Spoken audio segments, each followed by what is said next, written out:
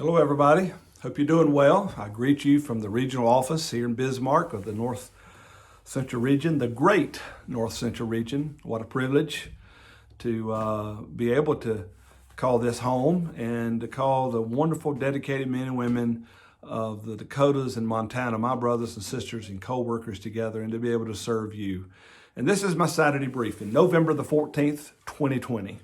And I want to give a shout out to you and to any that watch, our many friends around the country and even around the world that watch these videos and read my blog and pray for us, support us. God bless you. And maybe this will be a word that will minister to you as well. But in particular, I want to speak to the dedicated men and women here in the North Central region, the ministers in particular today in this Minister Saturday briefing. I can't think of any way to put it. It's just been a tough year, and we are all there. And I have some things that I'd like to teach. I've been working on to maybe equip us and help us with our skill set to run to win. But right now, you are running to win, and I just want to speak some life into you. And I want to couch it this way. I have been reading through my journal, and I've talked to you about journaling faithfully and my monthly diagnostic questions that I ask, and I read through them. I answer them thoughtfully. I reflect on them, and then I go back and read the last 12 months and then look at the month for the years. I can go back to some of those questions I've been walking with for years, and I can chart myself. And I have been charting. January of 2020 started so good. I mean, 2020 vision in 2020. I mean, there's just so many ways that you could preach and cast vision, and so much you could do, and there was so much optimism. I don't know, maybe there's just something psychologically about having round numbers, 2020. I don't know. But there was so much optimism, and I was optimistic. In January, February, man, I'm rocking and rolling. I've got dreams and hopes for us, and I'm seeing a great year. And then about the middle of March, my answers begin to change.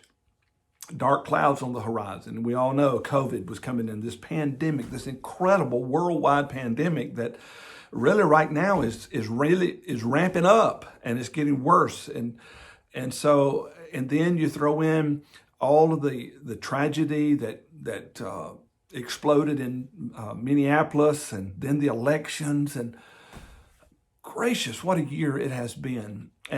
And Paul describes this treasure, our salvation and our calling, more specifically, this calling that's in us, is a treasure in earthen vessels. And earthen vessels, the beauty of a clay pot, when you plant a plant in a clay pot, it drains the water out. It doesn't get waterlogged and root rot. And then when it drains it out, it creates a vacuum where even air, the plants need air down in the soil as well. And so water and air can go. So it kind of creates a little ecosystem, a clay pot. And so that's good. But if you leave that clay pot with a flower or a plant in it out in the sun and it draws out too much, you don't have to worry about root rot. You have to worry about death. It will dry up. And so you have to be careful. And right now, it's been everything we can do just to keep ourselves whole with all this draining us. All this stuff is just draining us. And so I want to speak into your life today, maybe a little word that can be some living water to encourage you as you get ready one more time to face your people with the escalating worries about the COVID and the uncertainty about the future with our country and all this. And you got to get up one more time on Sunday and try to give hope to your people. So let me frame it this way. This has helped me personally. We're going to look back on 2020, and we will look back. We will get through this. And we're going to look back one day on this year, and we can call it, even now, we can see it now. And we'll call it, we'll see it in the eyes of it being a 9/11 year. And that's how I started. As early as March, I was thinking, this is a game changer. We are living in a 9/11. That's how I framed it. I framed it as a 9/11. And man, has it been a 9/11. I can give you all kinds of excuses or data or evidence to back that up. But just recently, You can listen to yourself, but sometimes you have to talk to yourself. And just recently, I've been getting, God, this can't just continue to be a 9/11. You're still God. We got through 9/11, and it forever changed how we do life. But there's got to be a better way to frame this than another 9/11. And we're coming up on it. I am choosing to call this year a 12/7. Now, we all are aware of what 9/11, the terrible tragedy that happened there in New York and Washington, D.C., and in the fields of Pennsylvania, the terrible attack on our nation. But many of us do not remember, many of us were not even alive in 1941, but in December the 7th at 8 o'clock, in West Coast time or whatever Pacific time, whatever Hawaii time is in, at 8 o'clock their time, the Japanese bombed Pearl Harbor, and that forever changed our nation. That was that generation's 9/11. But here's the difference. In 9/11, September the 11th, 2001, our nation went on red alert and it went on defense. And we have been living to survive, fighting this unknown terror. And we have been fighting to survive. Even today, every day since then, our nation has been under a certain security code, that a level, the ups and downs as we monitor the terror alerts. But it was entirely different. If you talk to those that remember that day in 1941, we're still blessed to have, and historians would tell us, and history shows us, that our nation, instead of retreating into the corner, our nation rose up and we unified and we went on the offense. We joined the Allies and we began to defend democracy and freedom around the world.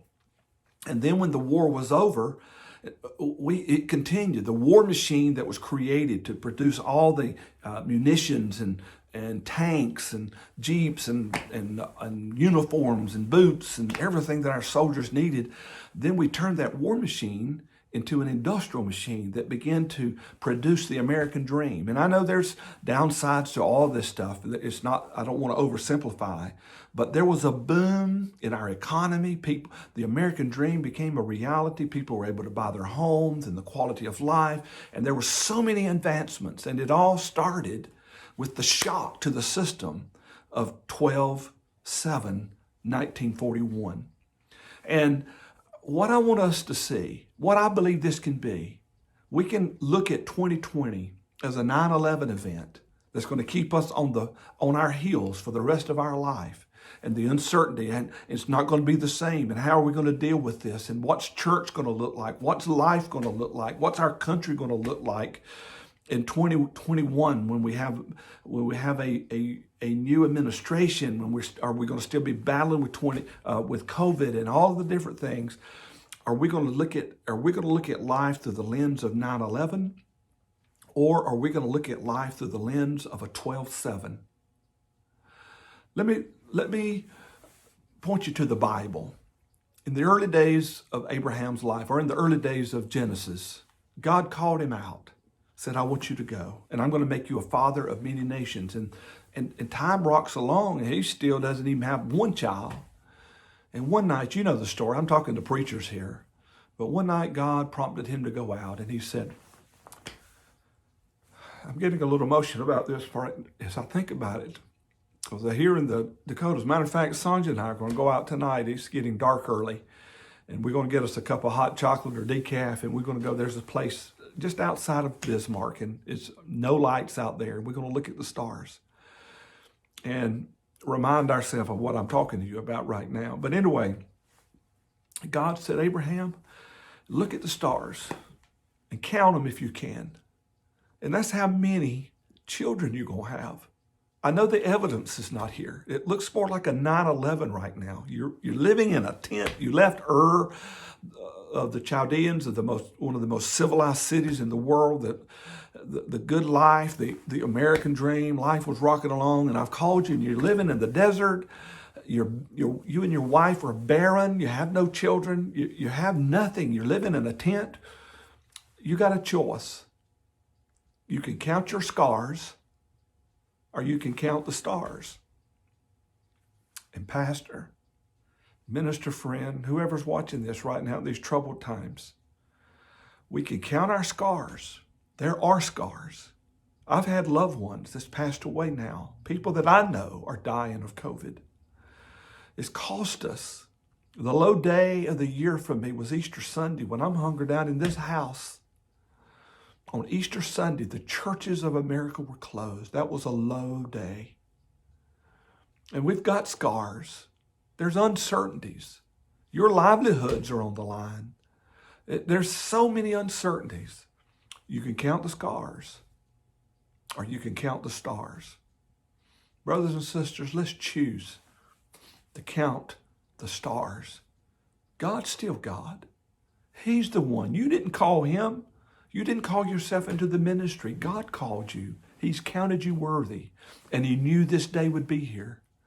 Every generation of American citizens or world citizens, every generation of ministers is not called upon to lead their church through a 12/7 or a 9/11. And every generation is not called to lead their church and their family and themselves through a 2020. But we're that generation. This is our time.